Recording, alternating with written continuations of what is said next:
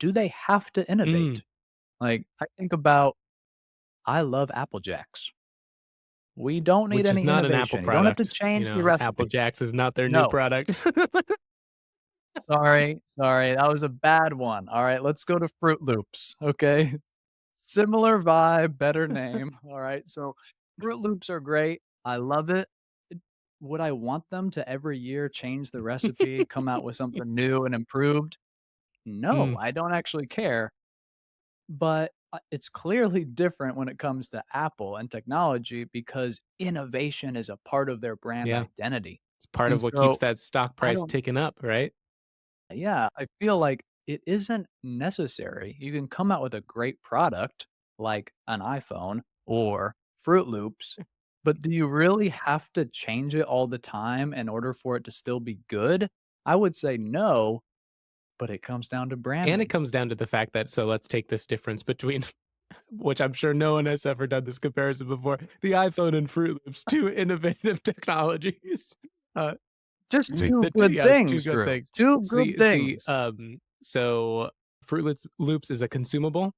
The average tenure of a box of Fruit Loops is probably about a week, right? The average tenure of an iPhone being up to 7 years, not super good for your business, right? This is the whole Absolutely. mattress fiasco where, like, to produce a mattress, it actually takes like $80, but they sell it to you for $1,200 because in order for the business to be sustainable over the long term with the like amount of market penetration you need and the amount of time between people buying stuff, right? Like you need to charge a premium price to make that sustainable. And we have gotten into this mode where we gawk at phones that cost more than $1,000 and because of that, right, we think of these as like high premium like products that we pay a lot of money for, and so we want them to last a really long time, right, which is Mhm. bad for Apple.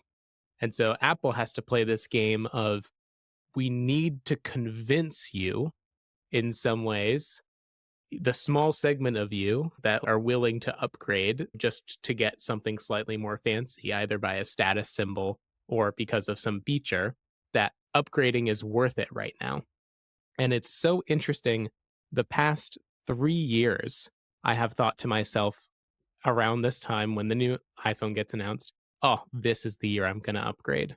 I thought it was the USB-C iPhone 15. That's come and gone. I thought it might be this iPhone 16. Now I'm like, I might as well buy an iPhone 14 if my phone seemingly like starts to shut down, which it's not. I bought an iFixit kit for $50 to replace the battery whenever that happens. So maybe I'll upgrade Sarah's phone. Maybe I'll upgrade to a phone and give Sarah my phone. This is a problem for the company, but the question is also like you're asking this question of do they need to innovate? I think they need to feel like they're innovating in order to tell shareholders that they're an innovative company and it's worth spending all of the money on all the engineers that they do. Also for the brand, right? Like the if Yeah. Apple became a company that shipped a product that was that they true it is just a micro improvement every year, but like they truly just do that every year, it would probably harm their brand over time. But what do you think about this? It's safe to say we're not the typical consumers. We're both pretty frugal when it comes to this, but I think you have so many different perspectives that wrestle around this topic of the new iPhone Yep. every year. And I understand the business model, right? You have to sell a new product every year. And I understand why the company's value is tied to their constant innovation. But then you have the perspective of most consumers don't care about the camera. They don't care about all these fancy new buttons and Exactly. features. They just want a phone that works, and Apple creates a great phone that works. And so the innovation, I don't think actually drives the vast majority of the revenue for a business Hmm. like Apple. I think just quality and the experience, and of course the brand lead up to that. And innovation is potentially a byproduct, or it has a mutual relationship with that branding. What I think is more of a facade is the tech enthusiast, sometimes myself Hmm. included, but I guess I sold that authority with the iPhone 11. Eh, it is what it is. But It seems so funny whenever a new iPhone comes out, the tech enthusiasts are often disappointed by the lack of Mm. innovation.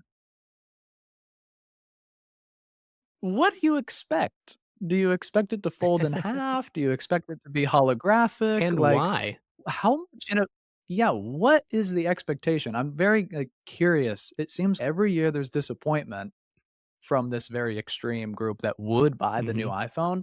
Seems like they're never satisfied, but I'm curious, would we be happy if it innovated so far away What we know. from what Yeah, we know? exactly. I Yeah. think about this all the time as a tech head. I love gear. Like, I love watching reviews, all that stuff. I love the conversation around technology. And so I think I am in this group, right? That is often disappointed.